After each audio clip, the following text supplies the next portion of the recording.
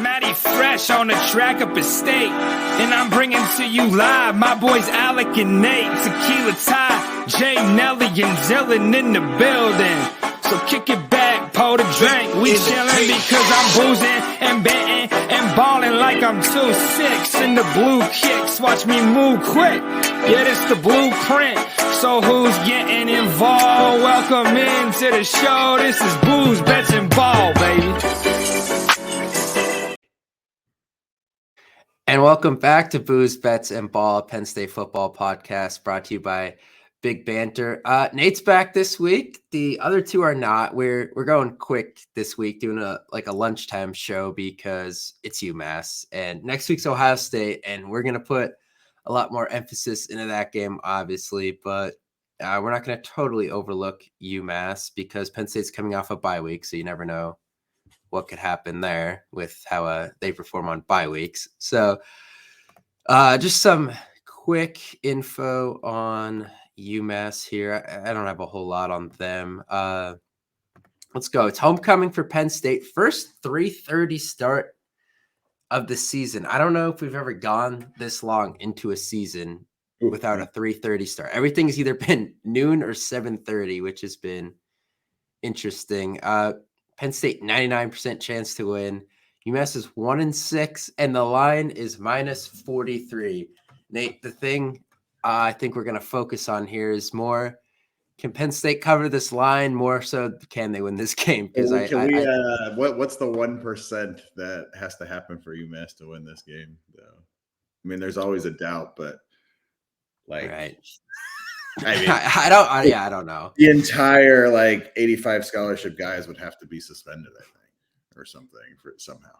That's the only way winning this game, right? They're not winning this game. So to the line bit of it. So it's interesting. UMass is 132nd in points allowed at 39.4. Penn State is second. So they are the diametrically opposed in terms of defenses. And UMass's coach is Don Brown, right? Yeah. Yeah. He was a defensive guru at Michigan. So what the hell? But anyway, so they are going to give up a shit ton of points. I would suppose that this will be Penn State's highest scoring game of the year. And then UMass is allowing or scoring 26.1. So they're not really scoring a ton either. So I'm going to say that 43 is a lot to cover, but I'm going to put this in the 56-7 range or something like that. Well, no, I guess that would be a cover. Yeah. So, yeah, I think they're going to cover. 56-7 is what I'm going to go with here. So, yes. Yeah.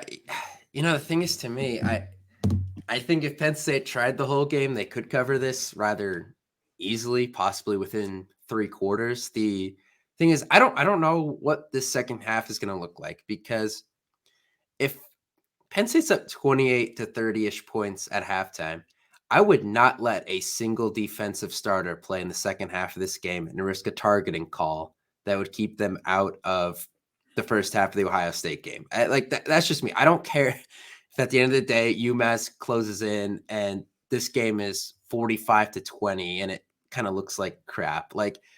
That's not important, honestly, in this situation here.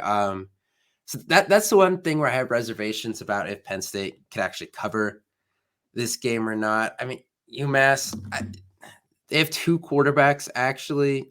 So that Tayson Fomashon, the dude from Clemson that everyone was obsessed with back in 2021 when everyone hated Sean Clifford and wanted a new quarterback. I think we should be happy that that didn't happen because he's at UMass now. So I think that says, kind of where his capabilities are at right now. They had another kid, Carlos Davis. So Fomashon started the year, and then I think he got hurt. And this Davis kid played a couple games, 886 passing yards, 6 touchdowns, 3 picks. And then I'm pretty sure Fomashon came back the last game they played. So yeah, I don't know if thrown for 270 a game in the last 2 games on it. Yeah. So I don't know. They gave up a lot of yards. They gave up 454 yards per game, including 222 on the ground. And that's where I'd like to see Singleton, and I don't know if Katron Allen is going to play. Obviously, that's something that I did not discuss really with Brant when I had him on. We were going over the Big Ten stuff. I didn't really get into the Penn State game last week, but JB Nelson left the game early on a cart. But then everyone was kind of like, I can't find a play where he got hurt. So I don't know if it was, dehydration or something along those lines. Katron Allen left the game. He was apparently, I know the announcer said when he left the game, he was like, his arm was dangling a little bit, like next to his chest. And then they had a video of him on the sideline, like his jersey pulled up and he was rubbing his stomach. So I don't know, like that to me, that's like a bruise or cracked rib type injury, I would assume. Something along those lines, an upper body type injury. So I don't know if he'll play in this game. Trey Potts, honestly, has looked like the most explosive running back so far this year. So that could go down. If Katron Allen is actually injured, that could go down as one of the biggest transfer portal pickups of the year, right? Because he did look at that. I mean, it was one really good run against Northwestern, but I think it was damn near the longest run of the year for Penn State. Right? So. Yeah, and he scored on that play action wheel route play that everyone's flipping out about. Second longest run of the year. Bo Prabula had a 1-yarder, so that's nuts.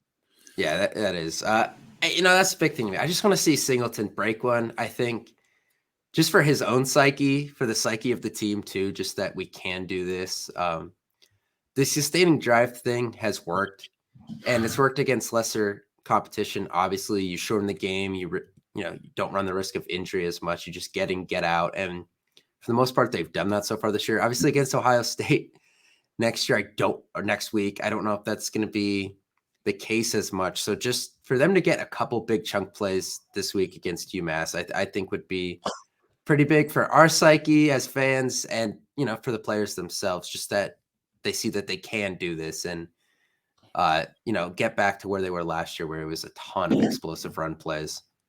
For a half and a bit more, Maryland, I mean, they were kind of doing whatever they wanted to Ohio State until they started to turn the ball over and stuff. But, you want to, I don't know. I understand when we were talking a couple of weeks ago about explosive plays, there's other people talking about how it doesn't matter and you just sustain drives. You can beat teams to death. Okay, do that. And that's fine. Again, like you said, when it's against teams that you are superior to, but now when you have Ohio State soon and then ultimately Michigan, you got to find other ways to score, right? Because you can't be one-dimensional. You can't be the stupid 3 yards in a cloud of dust or all of your targets within 5 yards of the line of scrimmage. And I think move the ball effectively.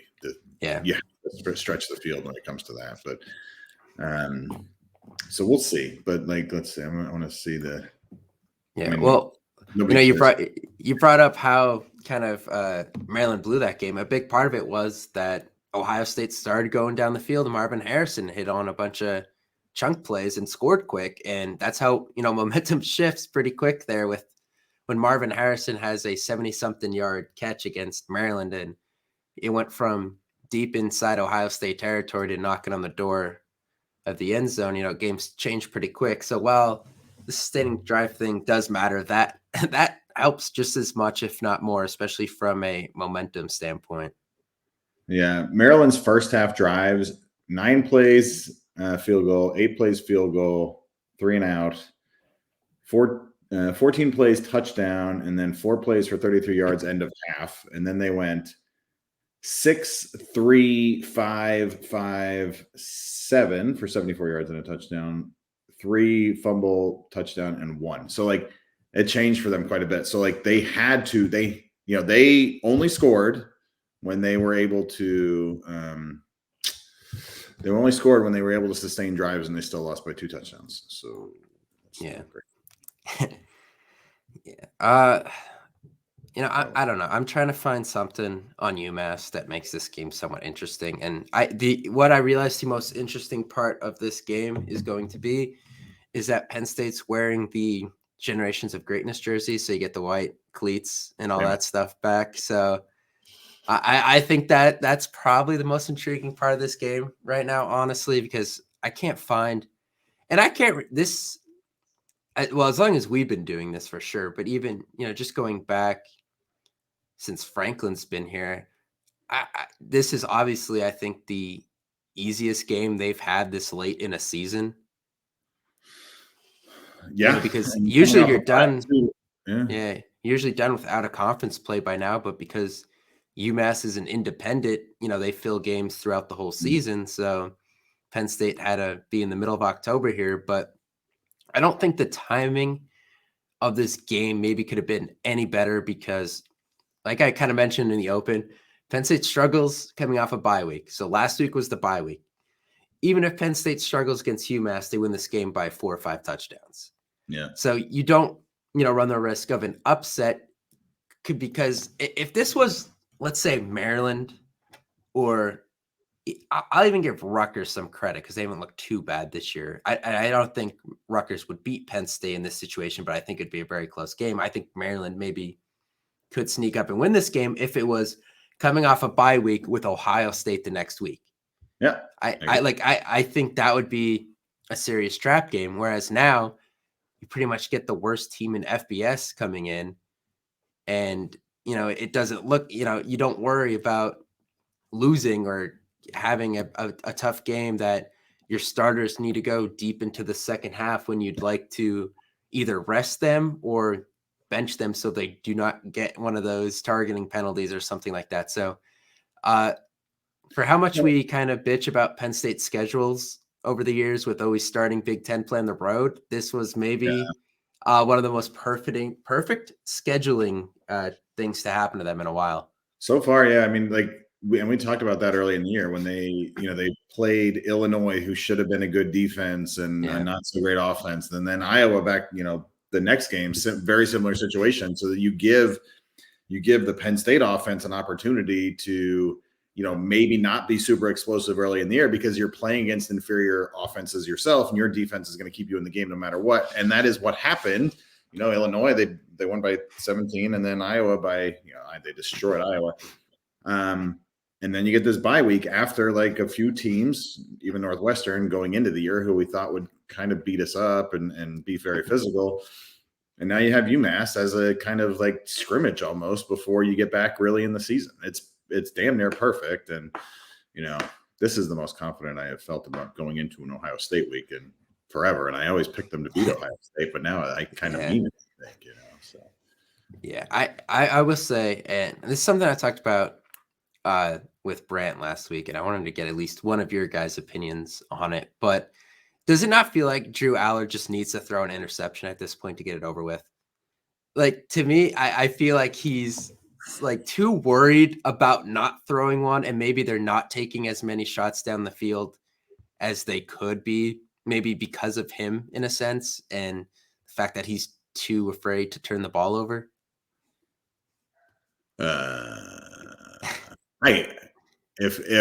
If keeping him from throwing an interception is going into the play calling, then that means they don't have a lot of confidence in him, and I don't believe that to be true.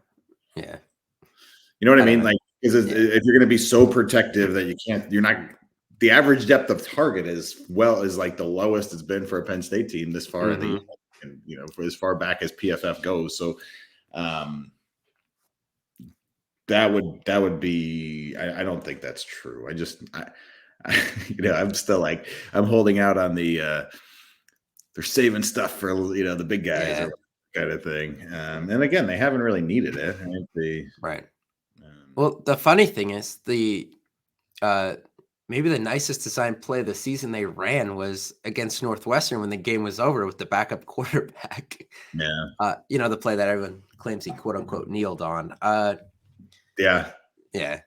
But then, you go back to the very first drive of the year against West Virginia, and he took a shot. That was a beautiful pass, kind of on the move. And he's got the ability to do it, obviously. And just, again, he hasn't needed to do it. So let's be optimistic and think that that's why, right? He hasn't done it because he hasn't needed to. That's true. A part of me is just like West Virginia, who's like only has one loss and is receiving votes in the AP, by the way.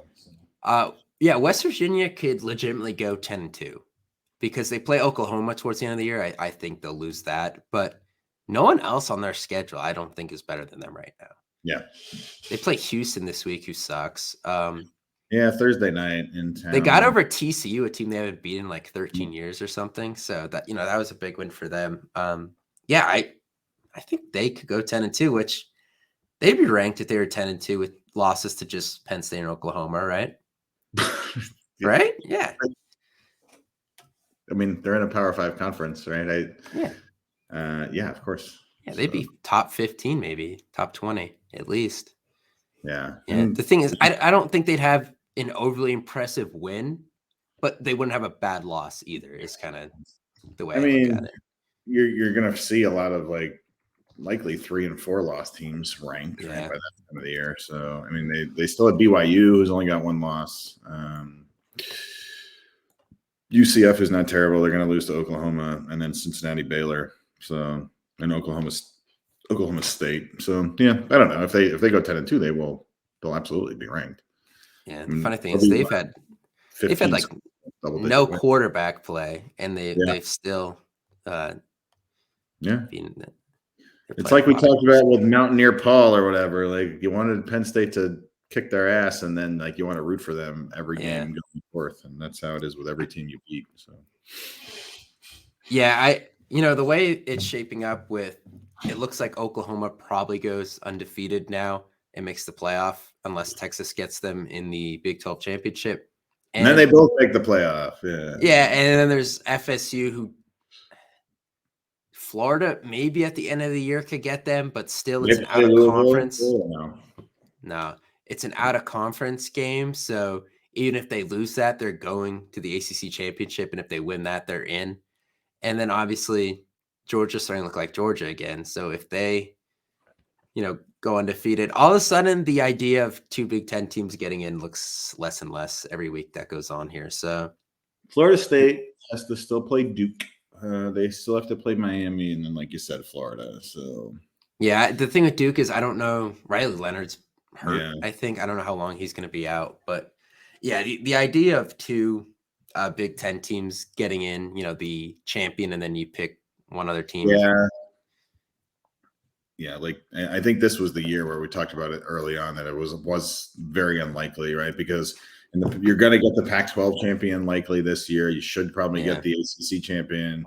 No matter what happens, you're going to get the SEC champion, and then you're only left with 1 more spot, which is likely the Big Ten champion. So yeah, I think they're going to have for Oklahoma too, right? So conceivably, one of the Power 5 champions could be left out. Yeah, and normally like last year, the Pac-12 champion was Utah at 3 losses, so it wasn't even like a discussion.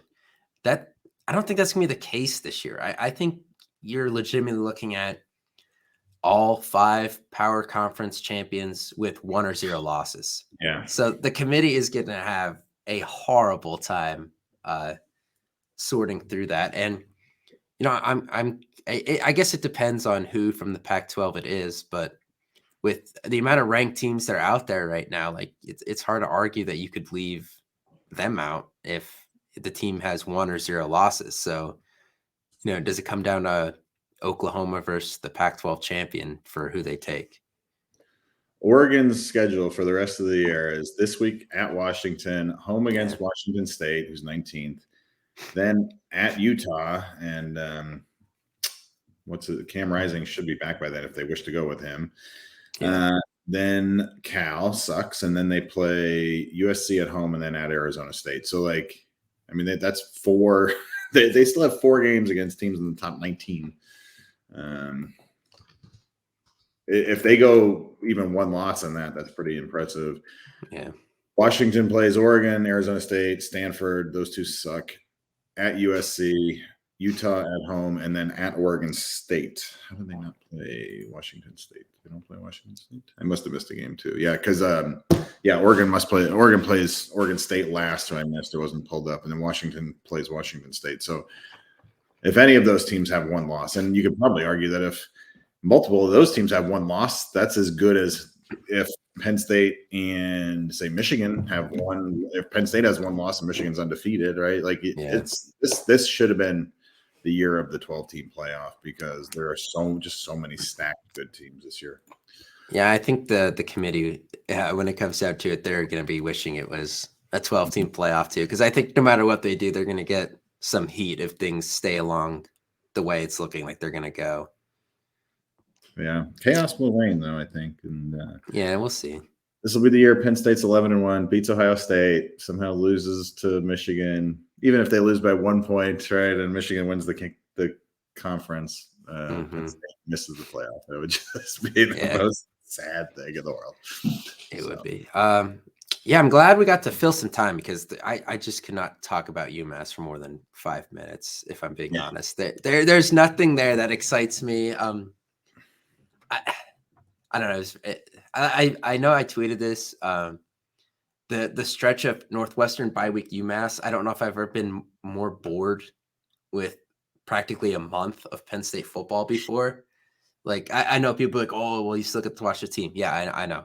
But like in terms of like, it's hard to look forward to those games is what I'm saying, especially when, you have Ohio State and Michigan still coming up. 2003 to 2004 or 2002 through 2004, once kind of they hit that skid and they weren't very good. That was not a fun time to watch Penn State football.